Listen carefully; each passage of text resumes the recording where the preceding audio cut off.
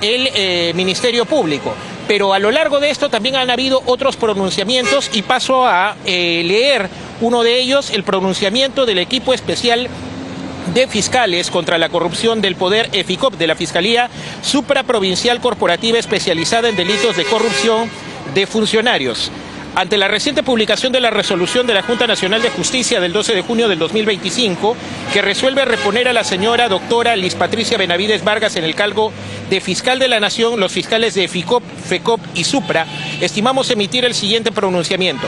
Primero, precisamos que bajo el amparo de la Constitución Política del Perú, la ley y la competencia funcional de los señores integrantes de la Junta de Fiscales Supremos, mediante un proceso democrático, se eligió a la señora doctora Delia Milagros Espinosa Valenzuela para que ejerza el cargo de fiscal de la Nación entre el 8 de noviembre del 2024 hasta el 8 de noviembre del 2027. Segundo, rechazamos el acto resolutivo emitido por la Junta Nacional de Justicia que resuelve reponer a la señora doctora Liz Patricia Benavides Vargas en el cargo de fiscal de la Nación, hecho que no guarda concordancia con los alcances de la sentencia del Tribunal Constitucional, caso Falconi Picardo, respecto a que las actuaciones de oficio de los procedimientos administrativos de nulidad no pueden, bajo ningún motivo, sustituir y o extender los recursos de los abogados de las partes, como al parecer habría ocurrido en este caso. Tercero, señalamos que la presente decisión de la JNJ no habría sido emitida por unanimidad, como lo exige el artículo 203, literal 5 del texto único ordenado de la Ley de Procedimiento Administrativo General, sino bajo una interpretación que no representa un pronunciamiento uniforme de todos y cada uno de sus integrantes, motivo por el cual dicha decisión merece ser aclarada dentro del marco de transparencia por el cual se deben regir todas las entidades del Estado en apego a la Constitución y la ley. Cuarto, advertimos que la decisión tomada por la Junta Nacional de Justicia pone en peligro inminente el normal desarrollo de las diversas investigaciones a nuestro cargo, así como la continuidad de los fiscales que dirigen las mismas, por cuanto en el EFICOP se vienen investigando distintos hechos.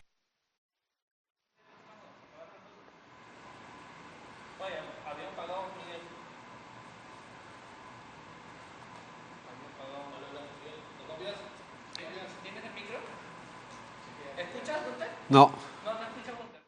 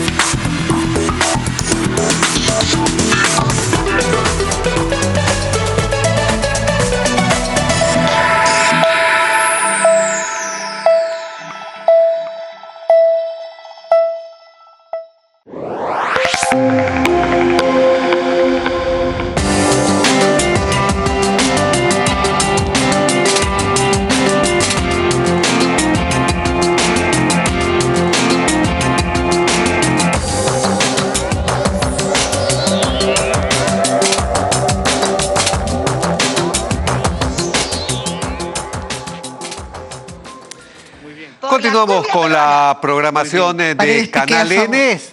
Son las 5 de la tarde con 10 minutos y tenemos imágenes de la Comisión de Cultura del Congreso. Bueno, esta comisión ahora están proponiendo, van a debatir sobre el Día de la Cumbia Peruana, un día más. ¿Cuándo están pidiendo que se celebre el Día de la Cumbia Peruana? Pues el 14 de marzo. Vamos a escuchar qué es lo que dicen los congresistas que pertenecen a esta Comisión de Cultura para establecer un día más de celebraciones. Día de la Cumbia Peruana, 14 de marzo. Esas son imágenes desde el Congreso de la República. Ha sido aprobada por mayoría. El siguiente... Presidente, María Cuña, para agradecer a los colegas por su voto a favor de la cumbia peruana, de una identidad. Claro que sí. Gracias a usted, congresista. Un fuerte abrazo. Siguiente y último Gracias, un abrazo. Siguiente y último predictamen, recaído en el proyecto de ley número 2009/2021, que con texto sustitutorio propone la ley que modifica la ley 29.735, ley que regula el uso y preservación, desarrollo, recuperación, fomento y difusión de las lenguas originarias del Perú para fomentar el reconocimiento de los alfabetos de las lenguas originarias. Señora Secretaria Técnica, tenga bien dar lectura de manera resumida el predictamen antes referido. Señor presidente, señores congresistas, se pone a consideración de los miembros de la comisión el predictamen recaído en el proyecto de ley 2009/2021-CR a iniciativa del congresista Guido Bellido, predictamen que propone la ley que modifica la ley 29.735, ley que regula el uso, preservación, desarrollo, recuperación, fomento y difusión de las lenguas originarias del Perú para fomentar el reconocimiento de alfabetos en las lenguas originarias. La comisión ha analizado el proyecto de ley que originalmente plantea reconocer el uso del quechua pentavocálico y las variaciones lingüísticas. A través de las opiniones técnicas del Ministerio de Cultura, de Educación, la Academia Mayor de la Lengua Quechua y la misma exposición de motivos del proyecto de ley, la comisión reconoce la existencia de un debate científico y político en curso respecto a la estructura fonológica del quechua, particularmente sobre su carácter trivocálico o pentavocálico. Este es un debate legítimo y abierto dentro del ámbito académico y lingüístico, el cual en esta comisión, por los límites de sus competencias, no considera emitir juicios concluyentes. No obstante, la comisión considera que lo que sí se encuentra en su campo de acción es velar porque las normas reflejen el respeto a la diversidad cultural y lingüística del país y promuevan marcos que permitan la convivencia armónica de distintas posturas y formas de expresión.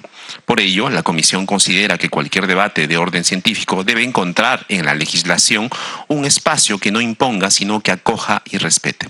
Tomando en cuenta estas voces y tras un análisis técnico, la comisión propone un texto sustitutorio con los siguientes ejes. Primero, se propone cambiar el título del dictamen de reconocer el uso de lengua del quechua pentavocálico por fomentar el reconocimiento de alfabetos de lenguas originarias.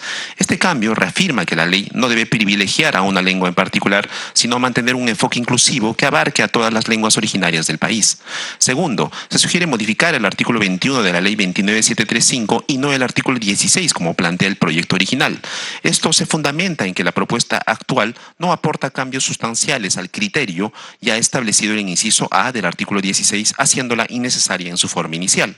Tercero, se sostiene que el uso del quechua pentavocálico no puede ser definido por ley. Sin embargo, sí se debe fomentar el reconocimiento de más de un alfabeto por lengua originaria, lo que supone un esfuerzo hacia el diálogo y la construcción de consensos entre los actores involucrados. Cuarto, se propone la inclusión de un mecanismo que permita que las entidades técnicas e instituciones involucradas, en esencial el Ministerio de Cultura y el Ministerio de Educación, interactúen y decidan sobre la coexistencia de dos alfabetos para una lengua originaria. Esto mediante la incorporación de una disposición en el artículo 21 de la ley que señala que las reglas de escritura se establecerán en el marco de mesas técnicas intergubernamentales e intersectoriales con base en estudios científicos y participación de los hablantes. originales. Finalmente, sostiene que sean el Ministerio de Cultura y el Ministerio de Educación quienes lideren la implementación de esta potencial coexistencia entre el quechua trivocálico y el pentavocálico, generando espacios de diálogo e interacción por las comunidades lingüísticas y demás actores pertinentes. En el proceso de implementación de la presente norma, la Comisión encuentra que la propuesta legislativa no vulnera la Constitución política ni el orden jurídico vigente después de su evaluación y que además no genera costos aparte de los administrativos para su vigencia. En consecuencia, señores congresistas, salvo mejor parecer y por las razones expuestas, se pone a consideración de los miembros de la Comisión el presente predictamen para su debate y posterior votación.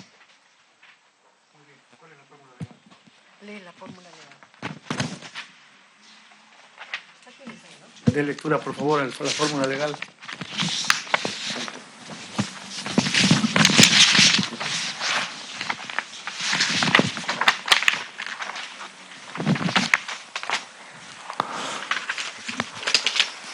El texto sustitutorio, la fórmula legal con texto sustitutorio es la ley que modifica la Ley 29735, ley que regula el uso, preservación, desarrollo, recuperación, fomento y difusión de las lenguas originarias del Perú para fomentar el reconocimiento de alfabetos en lenguas originarias.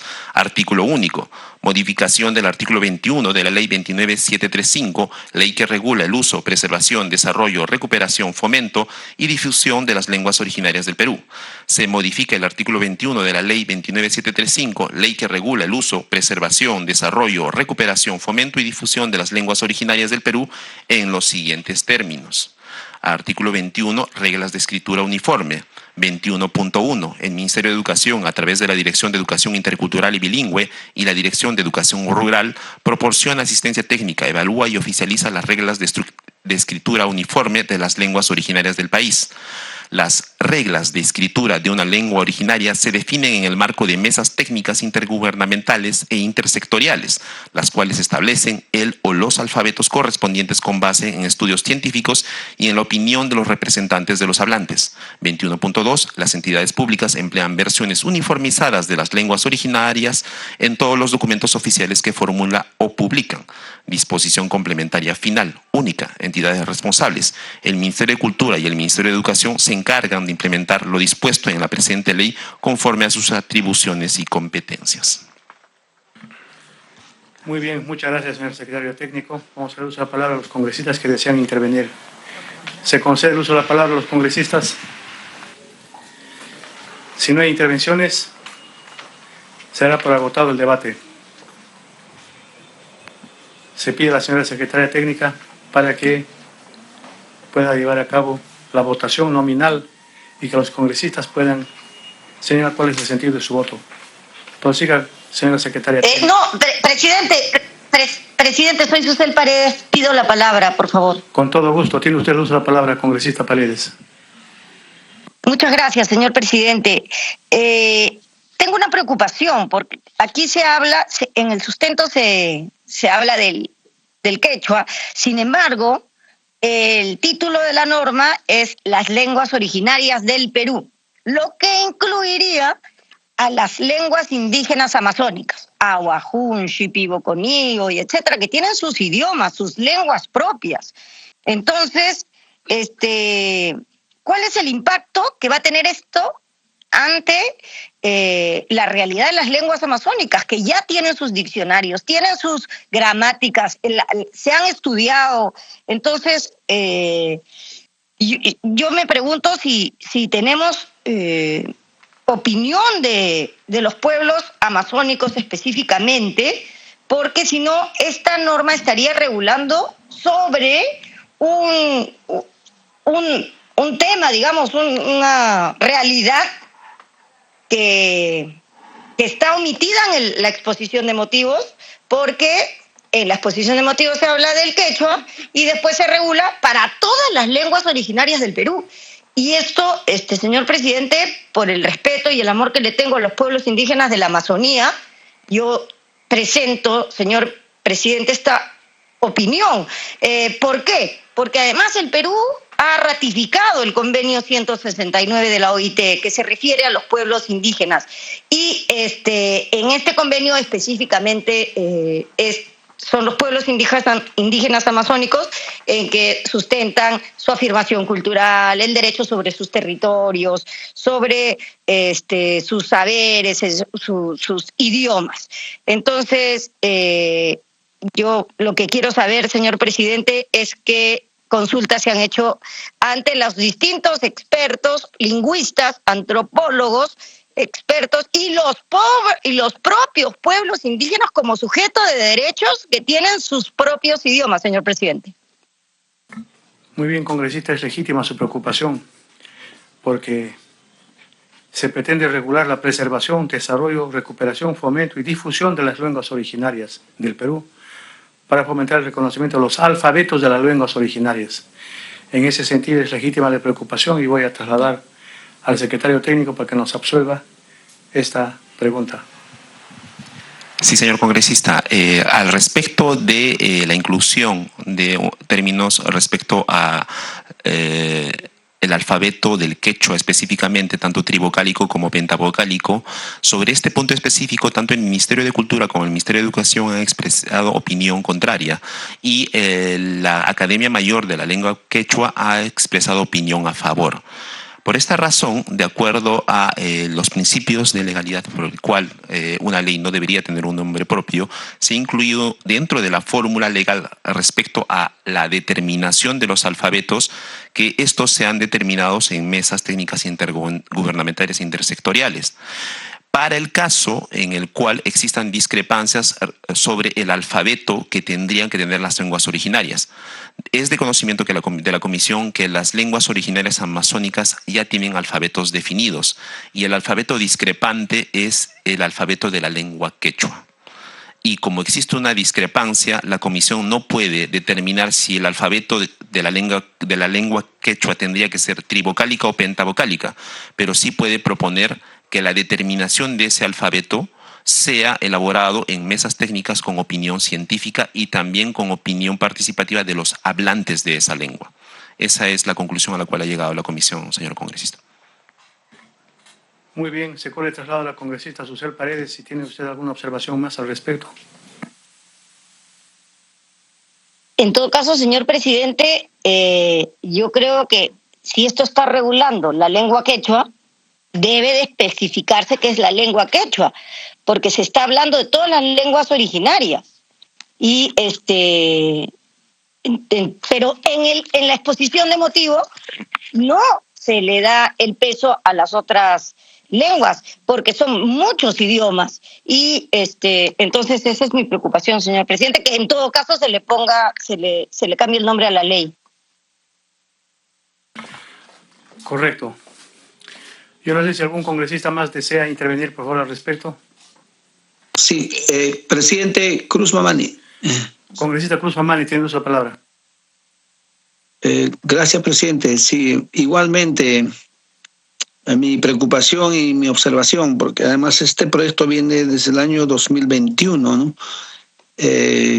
Debe haber muchas razones por las que las comisiones precedentes no lo han tramitado, que hay opiniones en contra. Me parece extraño esa opinión favorable. Creo que escuché decir de la Academia Peruana de la Lengua Quechua, porque en un tiempo con el alcalde Estrada y otros lingüistas más se propugnaba justamente el quechua pentavocálico en el Cusco, o sea, y se hacían llamar como el quechua cusqueño. Si es para ellos, ya pues, ¿no? Pero debería decir bien, eso en todo vamos caso. a dejar la Comisión de Cultura del Congreso de la República y nos trasladamos hasta Palacio de Gobierno, porque ahí se va a promulgar la ley del Foncomún. ¿Qué es la ley del Foncomún? El Fondo de Dinero para las Municipalidades. Vamos a ver lo que ocurre en Palacio de Gobierno. Salón Tupac Amaru de Palacio de Gobierno, la presidenta de la República, Dina Boluarte, acompañada del presidente del Congreso, Eduardo Zaguana, y del ministro de Economía, Raúl Pérez Reyes Espejo, se disponen a lo que va a ser la promulgación de la ley para fortalecer el Foncomún y descentralizar recursos a gobiernos locales. Hay invitados especiales aquí. Vamos a escuchar lo que significa la promulgación de esta norma con respecto al desarrollo de gobiernos locales alejados del país y que tienen como máximo 1.000 habitantes. Escuchemos. Nosotros somos un gobierno con una vocación descentralista y en esa línea es que estamos, por eso, de acuerdo con este proyecto de ley justamente que ya fue promulgado por el Congreso de la República, que lo que permite es asegurar recursos para las municipalidades provinciales y distritales en materia de inversión pública. Este es un proyecto que no genera un impacto de déficit fiscal y que es un proyecto que lo que hace es asegura ingresos mínimos para los gobiernos locales en materia de inversión pública, y que como reto ya de su aplicación, conversábamos justamente con los congresistas y con los alcaldes, pues vamos a implementar mucha capacitación para asegurar que los gobiernos locales tengan una mayor ejecución de su presupuesto y puedan concretarse obras en bienestar y en beneficio de los ciudadanos de nuestros distritos y nuestras provincias, en carreteras, en pistas, veredas, centro de salud, escuelas, todo aquello que refleja finalmente bienestar ciudadanos de grandes ciudades, también de los pequeños distritos, donde se necesita sin duda un esfuerzo y un desarrollo de infraestructura para que el Perú esté generando bienestar por los habitantes. Bien, han sido del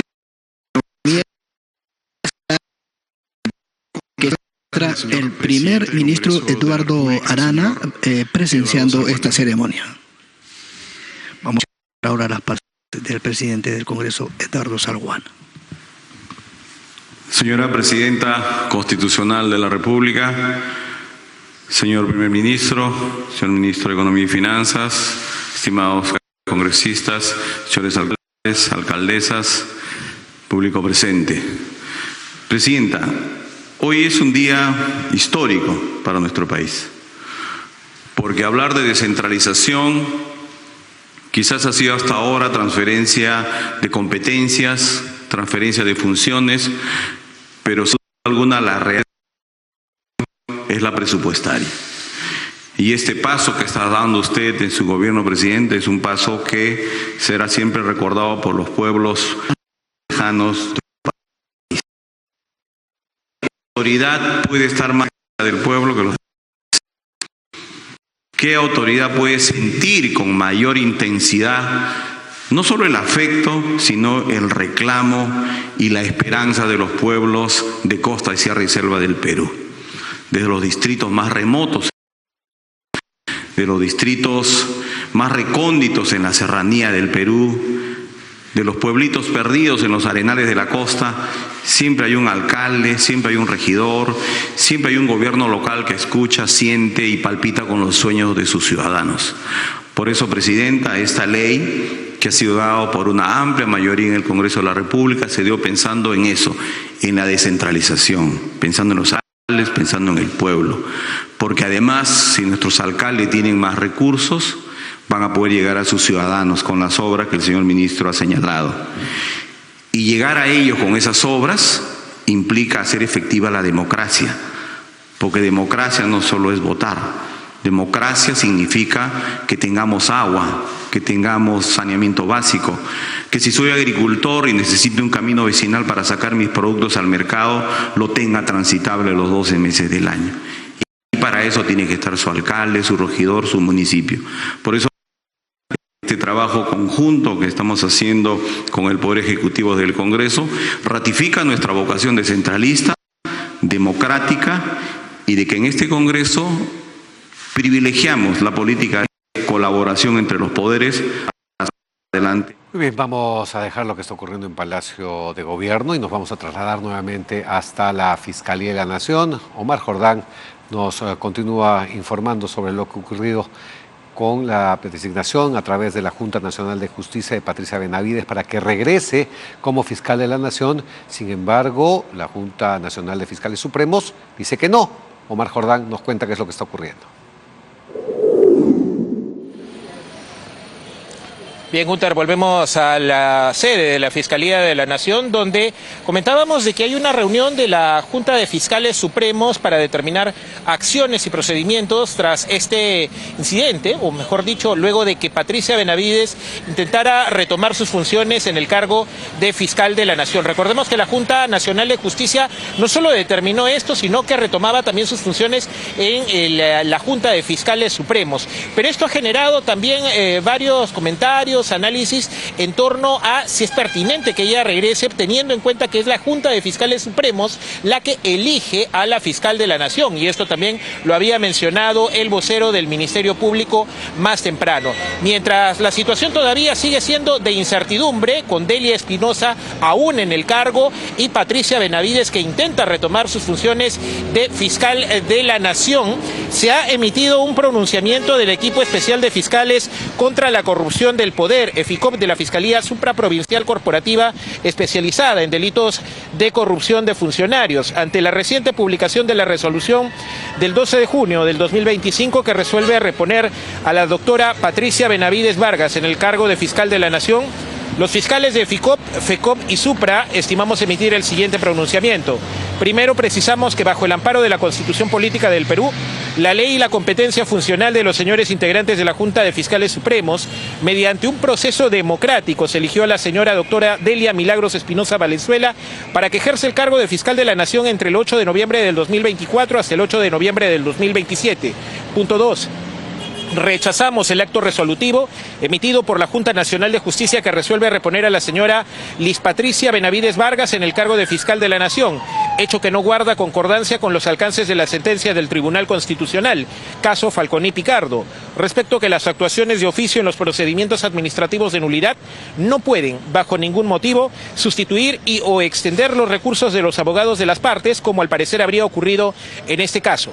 Tercero, señalamos que la presente decisión de la JNJ no habría sido emitida por unanimidad, como exige el artículo 213 del texto único ordenado de la Ley de Procedimiento Administrativo General, sino bajo una interpretación que no representa un pronunciamiento uniforme de todos y cada uno de sus integrantes, motivo por el cual dicha decisión debe ser aclarada dentro del marco de transparencia por el cual se deben regir todas las entidades del Estado en apego a la Constitución y a la ley. Cuarto, advertimos que la decisión tomada por la Junta Nacional de Justicia pone en peligro inminente el normal desarrollo de las diversas investigaciones a nuestro cargo, así como la continuidad de los fiscales que dirigen las mismas, por cuanto en el EFICOP se vienen investigando distintos hechos de presunto contenido ilícito de alta complejidad y de corrupción de funcionarios vinculados a la señora doctora Liz Patricia Benavides Vargas. Quinto, señalamos que los integrantes del equipo especial de fiscales contra la corrupción del poder seremos oportunos denunciantes ante cualquier acto que suponga una vulneración a la autonomía e independencia del Ministerio Público que melle el correcto desarrollo de las investigaciones fiscales y que giran bajo nuestra responsabilidad, y reafirmamos nuestro compromiso de una lucha frontal contra la corrupción, provenga de donde provenga y caiga quien caiga. Es un extenso comunicado, un extenso pronunciamiento con la firma de varios miembros del equipo especial de fiscales contra la corrupción en el poder que respaldan el desempeño, la función de Delia Espinosa en el cargo de fiscal de la Nación, en el cargo de titular del Ministerio Público. ¿Cómo quedará el escenario? Eso lo vamos a ir viendo en función a la decisión o a un pronunciamiento más amplio que pueda realizar la Junta Nacional, la Junta Especial de Fiscales, la Junta de los Fiscales Superiores, para que puedan definir esta situación en medio de un clima de incertidumbre que se ve en el Ministerio Público. Esta es la información a esta hora de la tarde. Volvemos, Gunter, contigo en estudios. Muchas gracias, Omar. Y hay que recordar qué cosa es la Junta Nacional de Justicia. La Junta Nacional de Justicia es un organismo autónomo cuya función principal es la de elegir, nombrar, ratificar y destituir a los jueces y fiscales de todos los niveles de la República del Perú.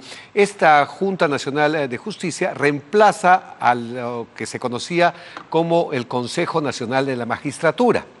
Entonces, bajo ese ámbito de que es un ente constitucional autónomo que nombra, ratifica y destituye a jueces y fiscales, pues ha dado esta declaración, restituyendo a Patricia Benavides como fiscal de la Nación. Al otro lado, en la Fiscalía, La Junta de Fiscales Supremos es, como señalan, otro ente donde están los fiscales supremos y ellos eligen, hacen una votación los fiscales supremos y ellos con esta votación democrática eligen a su fiscal. Es por eso que los fiscales supremos ya votaron en el 2024 y ahora dicen, no, nosotros hemos elegido a la fiscal Delia Milagros Espinosa, ¿no es cierto? Entonces no reconocemos a la doctora Benavides. Ese es el conflicto. ¿Qué es lo que va a ocurrir? ¿Quién tiene que dirimir para que efectivamente una u otra razón se dé, digamos, como la que se pueda aceptar y ver quién se hace cargo del Ministerio Público? Esa es la situación, así de sencilla, así está pasando y vamos a regresar seguramente contigo, Omar, más adelante para saber qué es lo que va a pasar. Muy bien, vamos a cambiar de información. Hoy hemos sentido un segundo sismo, 4,2. Ayer sí hubo mucho movimiento, 6,1. El día de hoy se produjo a las 12:40. Algunos lo han sentido, otros no. El movimiento también ha sido un solo golpe. ¿Y qué va a pasar?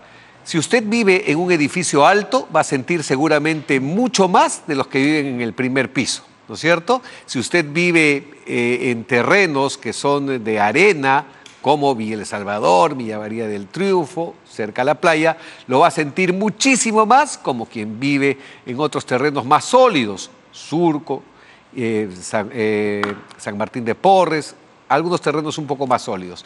Patricia Ulloque nos va a dar más detalles de estos sismos. Ella se encuentra en la UNI y nos tiene mayor información. ¿Cómo estás, Patricia? Buenas tardes.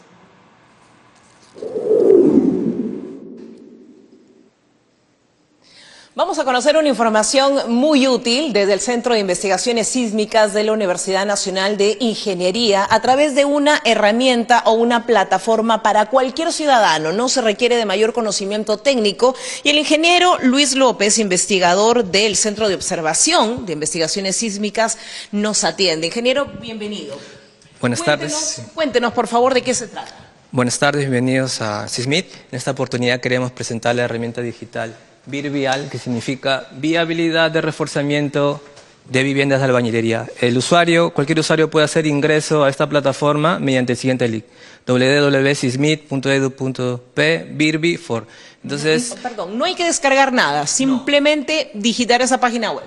Sí, desde su laptop, computadora de escritorio o celular puede ingresar esa página y va a poder encontrar este aplicativo, desarrollado por la UNI, SISMIT, Prociencia y Sensico. Este proyecto de investigación, liderado por el doctor Miguel Díaz Figueroa, quiere realizar de manera rápida el diagnóstico o evaluación de viviendas de albañilería, así como también dar una propuesta de reforzamiento, es decir, el usuario, ingresando ciertos parámetros de la vivienda, puede tener una evaluación rápida y saber cómo está su vivienda actualmente. Qué importante. A raíz de estos sismos que se han presentado en Lima y Callao, ese es un mapa básicamente de Lima Metropolitana, ¿verdad? Una aplicación específicamente que estudia Lima Metropolitana. Claro. Como dije, esta herramienta tiene la finalidad de ser una evaluación rápida de las viviendas de albañilería, específicamente destinado a ese tipo de viviendas. Entonces, el usuario tiene que primero especificar claramente la ubicación de su casa, porque es muy importante el tipo de suelo, si está en el cercado de Lima, si está en Comas. Claro, y eso se arroja automáticamente. Claro, sí, automáticamente al hacer clic asocia las coordenadas y puede ubicarlo en el espacio. Entonces esto es muy importante para saber el tipo de suelo sobre el cual se apoya la casa. De acuerdo. Entonces luego tenemos que, a través de los casilleros, información básica, brindar si es una vivienda familiar, en qué año se realizó la construcción, si es propia, si es alquilada. Luego, ¿qué viene? Sí, vienen las propiedades geométricas, es decir, el largo de la casa, el ancho de la casa, la cantidad de pisos, altura del primer piso, altura del segundo piso, así como también el tipo de unidad de ladrillo con cual fue construido. Por ejemplo, en la parte de arriba el usuario tiene que seleccionar de este catálogo, que es un catálogo de viviendas representativas, escoger cuál más se parece a su casa.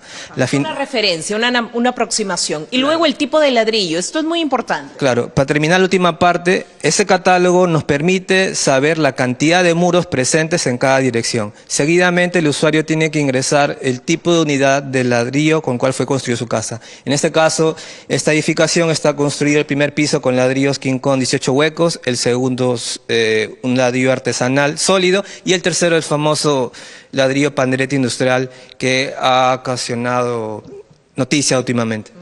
Que no debería ser para construcciones importantes. No debería ser usado como muro portante para soportar cargas de gravedad y cargas sísmicas, ¿no? El 83% nos decía usted al iniciar la entrevista que es construcción de albañilería. ¿Eso representa informalidad necesariamente? La mayor parte son viviendas informales, autoconstruidas, pero una menor parte ha seguido el reglamento, ¿no? Pero la idea es que esta herramienta, en base a esa que ha sido densificado este tipo de sistema, ha sido la finalidad de este equipo, de esta herramienta, es que las personas puedan hacer uso y saber rápidamente cómo está su vivienda actualmente. Muy bien, podemos ir a la parte final, por favor, ya en el diagnóstico, porque el ciudadano va a encontrar información importante que le permite incluso evaluar el costo, si es que necesita su vivienda ser reforzada. ¿Cuánto presupuesto tendría que invertir en casos extremos, ¿no?, de darse la situación? Vamos a la última parte, ahí está. Claro, una vez, por ejemplo, si el usuario quiere que ante el evento que se espera tenga un desempeño bueno, la inversión que debe realizar es ese monto que está ahí, ¿no? 70.000 soles, para que pueda soportar ese evento catastrófico. Y saber cuál es la calidad de vivienda que estamos habitando. Muy bien. Ingeniero Luis López, investigador del COIS, muchas gracias. El Centro de Observación Sísmica, ya sabes. Rápidamente, la página web es www.sismit.uni.edu.pe/birvi, tal como lo ve ahí, /form. Con esta aplicación usted puede tener una herramienta muy importante, valiosa, para poder saber en qué tipo de estructura está habitando junto a su familia. Información desde la Universidad Nacional de Ingeniería. Adelante. Muchas gracias a Patricia. Y esta tarde estoy con Ginebra Bafigo. El tema, obviamente, es los ataques que están recibiendo tanto Irán como Israel desde hace 4 días. Lo último de la información, Ginebra, es que Israel ya ha ordenado a sus ciudadanos que puedan retirarse de los refugios donde han permanecido y hacer, digamos, una vida un poquito más normal de hace 4 días. Bueno, por lo menos de momento. Vamos a ver cómo sigue, porque en realidad esta operación León Ascendiente o León Naciente, dependiendo de cómo se quiere traducir, ya desde su primer día, así como lo anunció el primer ministro de Israel, Benjamin Netanyahu, iba a ser una operación larga. No sabemos exactamente cuánto más tiempo, pero estamos viendo que por lo menos en este momento sí le están dando una tregua a la población con un descanso, es decir, salir de los búnkers, de los refugios antiaéreos que están en varias partes, ¿no? Hay tanto públicos como privados. Los edificios residenciales tienen sus refugios, los tienen las oficinas, por ejemplo, los ministerios claramente, pero también se hacen en algunas partes de la ciudad, justamente porque es un país que vive bajo una alerta casi constante, ¿no?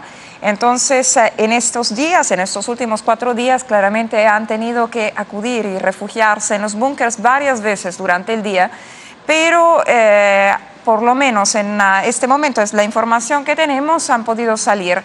Eso es interesante porque en realidad teníamos la información hace apenas unas horas de que Irán confirmaba haber lanzado una nueva oleada de ataques mixtos además, es decir, tanto con misiles que con drones contra Israel y en particular contra el norte y en específico la ciudad de Haifa y también contra Tel Aviv nuevamente en el centro de Israel. Interesante 2 aspectos, si me permites. El primero, siguen siendo objetivos civiles. Haifa y Tel Aviv hemos visto, sobre todo el viernes y también el sábado, cómo terminaron siendo blanco de ataques con misiles, con drones, pero también zonas residenciales. ¿Te acuerdas? Justamente estábamos viendo cómo la población también en ese caso se vio afectada y no eran exactamente instalaciones militares. Efectivamente. A pesar de eso, también hay instalaciones militares que están siendo, por lo menos están en el radar iraní. Y por el otro es que nuevamente están atacando, digamos, la región más cercana a Líbano sin la colaboración de Hezbollah. Hezbollah es una milicia, o por lo menos es una organización chií, claramente pro-iraní, y que ha tenido durante años un conflicto abierto contra Israel, pero que especialmente el año pasado recrudeció a raíz de la guerra en Gaza. Sin embargo, tras las operaciones de inteligencia de Israel, y recordamos, o tal vez sabrás tú también, que es una operación que se llevó a cabo en particular haciendo estallar cientos de beepers y cientos de walkie-talkies, prácticamente quedó sin una jerarquía clara, y eso que ha hecho que en este momento en que estamos viendo Teherán confrontarse directamente contra Israel, incluso cuando el ataque se da en el norte de Israel, es decir, al otro lado de la frontera sur del Líbano, no está colaborando Hezbollah. Claramente eso, a raíz de las operaciones de Israel, ha quedado tan debilitada que prefiere de momento no intervenir directamente en un conflicto que está, además, lo hemos visto en las imágenes en los últimos días, está siendo de gran magnitud, con una intensidad que no habíamos visto antes. Informaciones que tenemos además nos llegan desde Estados Unidos y son las del Pentágono en particular y del ministro, del secretario de Defensa de Estados Unidos, Pete Hegseth, y esas dicen en particular que el Pentágono está desplegando recursos adicionales de las fuerzas estadounidenses en Medio Oriente para fortalecer la posición defensiva en la zona, según ha declarado el secretario de Defensa.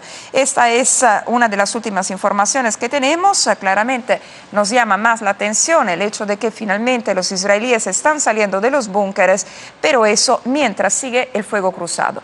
Hay todavía ataques tanto contra blancos en Irán, y sabemos que son nucleares y militares, pero también ya sabemos el anuncio por parte además de Ali Khamenei, que sí estaba diciendo que con la gracia de Dios sí iban a lograr, van a poder acabar con el Estado sionista, esto según ha publicado en Twitter. Claro. Pero para entenderlo así más fácil, este conflicto que lleva además muchísimo tiempo, básicamente Israel el día jueves decide eliminar todas las fábricas de bombas nucleares.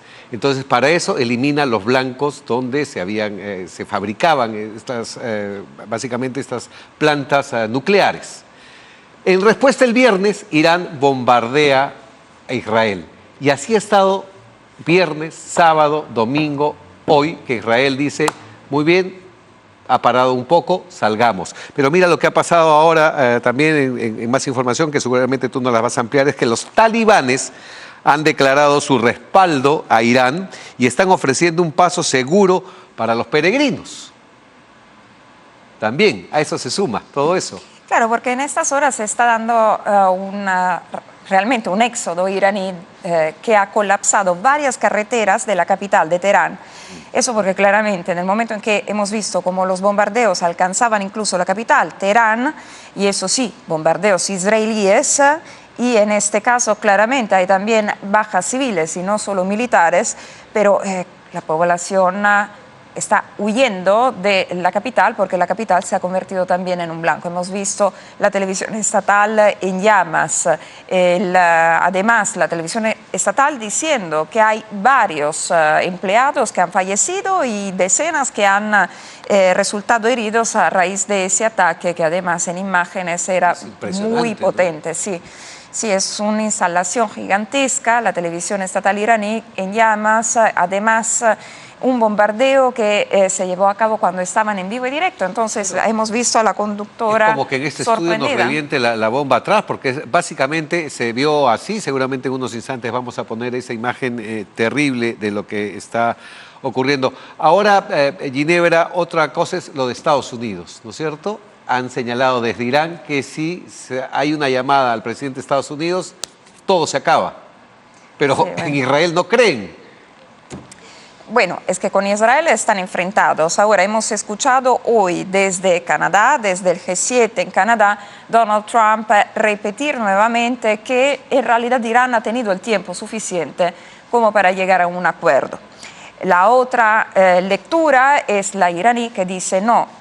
Israel nos está atacando en este momento justamente porque estábamos negociando sobre nuestro programa nuclear con Estados Unidos y esa es una manera para abortar esas conversaciones o esas intenciones por lo menos de llegar a un acuerdo con Donald Trump, quien en campaña electoral sí había asegurado que no iba a repetir el error de Biden. Además, hemos visto también cómo ahora es una información de última hora, antes de cerrar esta primera ronda de conversaciones en el G7 en Canadá, dijo además que si hubiese estado y existido todavía el formato del G8, es decir, el G7 más Rusia, no se estaría viendo lo que está pasando y también, sobre todo eso, en relación a la guerra en Ucrania. Entonces, Donald Trump está dando muchas declaraciones. Claro, es que es el principal aliado de Israel y en este momento lo respalda. También con la información que estaba dando hace apenas unos instantes, es decir, que el Pentágono está reforzando con un nuevo despliegue sus defensas en Medio Oriente. Claramente es con la intención de disuadir de eventuales ataques más fuertes, es una presencia no solo simbólica, pero sí es claramente un mensaje que está mandando al régimen de Irán y vamos a ver claramente qué puede pasar. Pero también hubo otra condena en el marco del G7 esta tarde, que es de los países europeos. Son por lo menos 3 países europeos que están pidiendo volver a la senda diplomática, que en particular Teherán no esté contraatacando y sobre todo lo que hace temer esta nueva escalada es que en realidad se está dando entre 2 potencias nucleares en la región. Estamos hablando de Irán, que es manifiesta, Israel, que si bien nunca lo ha dicho de forma formal y abierta, sí se presume que también tenga armas nucleares. Entonces estamos siguiendo con mucha atención. La preocupación del G7 se dirige exactamente hacia eso, desescalar las tensiones en momentos en que se están enfrentados 2 países con arsenales nucleares. Muy bien, Ginebra. Vamos a continuar conversando sobre este tema luego de la pausa. Nos separamos por unos instantes, regresamos. Cualquier vibración o golpe, se activa la alarma de Verisur. La central de monitoreo verifica si alguien entró a la casa. Si es necesario, activamos Cero Visión. Y además con el botón SOS, nuestros expertos se ponen en contacto de inmediato. ¡Qué bien! Verisur Alarmas. Llama al 0800 17979. Personas que protegen personas.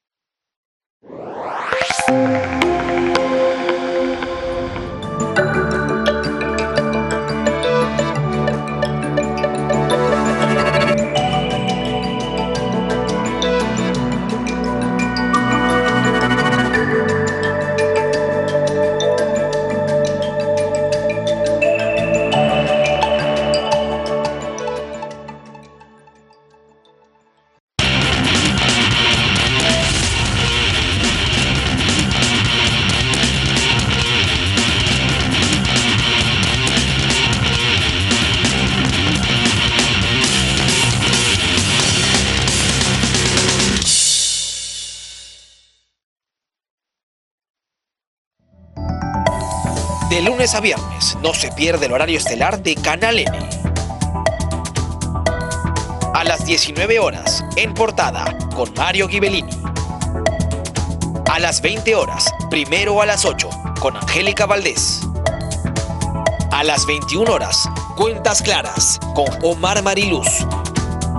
Y a las 22 horas, Al Final del Día, con Diana Seminario.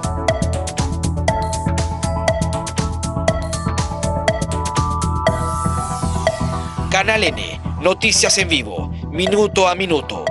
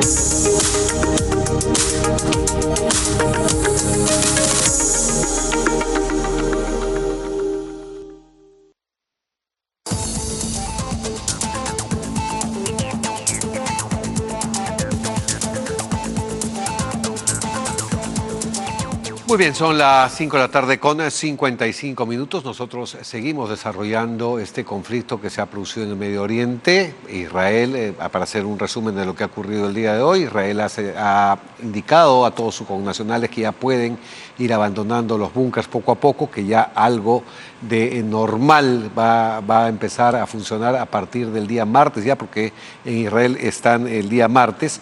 Y lo que va a ocurrir y o estaba pasando, Ginebra, nos lo sigues contando. Bueno, tenemos más información de última hora y en particular tenemos una publicación en Truth Social, la red social de Donald Trump, que ahora ha publicado. En particular son dos las cosas. Por un lado es el gobierno de Estados Unidos que está pidiendo a la población, es decir, a los ciudadanos estadounidenses que se encuentran en Irán en este momento, a dejar el país lo más rápido que puedan, y en particular que esta situación que se está viviendo y esta confrontación bélica con Israel puede durar más tiempo.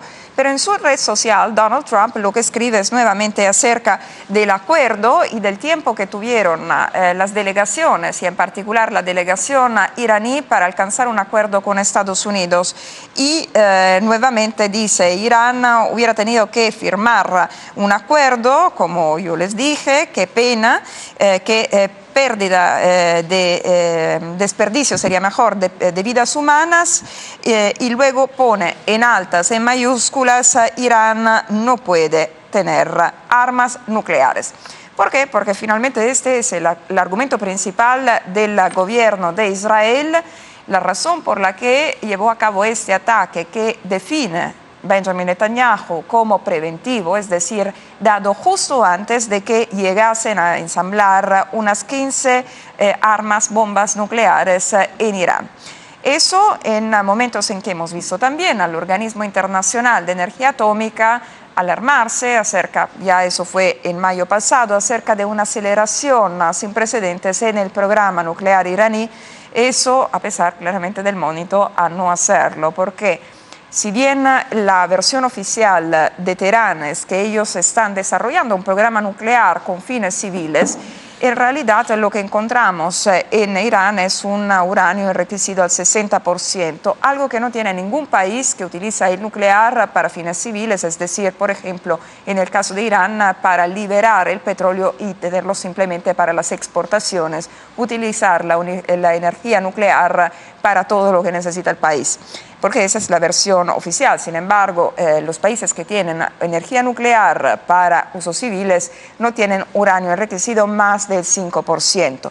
Entonces, esta es un poco la situación, y estamos viendo cómo además Estados Unidos sigue muy atento a lo que está pasando en Medio Oriente y además a las tensiones internacionales que se están dando acerca de esta confrontación cada vez más violenta, por lo que hemos visto en los últimos 4 días. Así es, tú decías que ya había algo de movilización también de algunos ciudadanos. A propósito, el canciller Shaler ha dicho que 5 ciudadanos peruanos que viven en Israel, solo 5 han pedido ser trasladados de Israel hacia el Perú, y lo han hecho a través de distintas rutas, en vuelos de avión.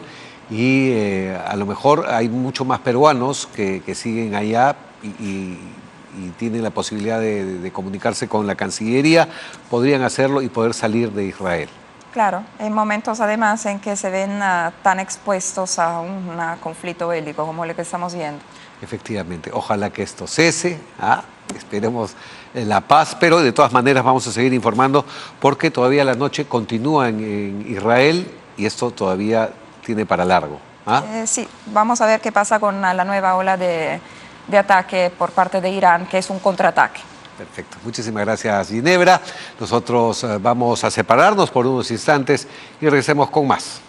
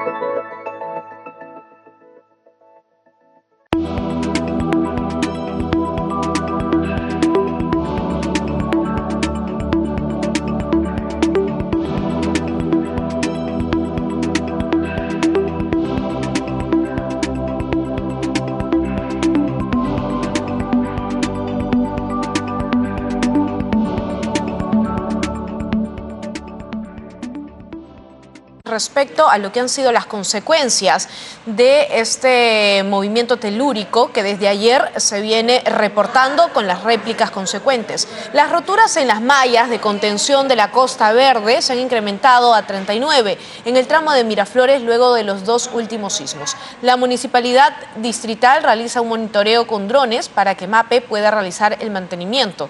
En Canal N, el gerente de Desarrollo Económico y Fiscalización, Eduardo Azabache, indicó que también inspeccionaron las estructuras sobre el alcantarillado, como el centro comercial también Larcomar y las zonas que están cerca al acantilado. En lo que va de la fecha, hemos reportado ya 39 roturas de este tipo, es decir, se han incrementado luego del sismo. Y lo que pretendemos con esta información sumamente útil es que MAPE pueda hacer el mantenimiento total para que si ocurriera un nuevo fenómeno de este tipo, sea útil y contenga las piedras, los deslizamientos y no haya pérdidas que lamentar. Ya estamos haciendo desde el día de ayer inspecciones a los establecimientos comerciales.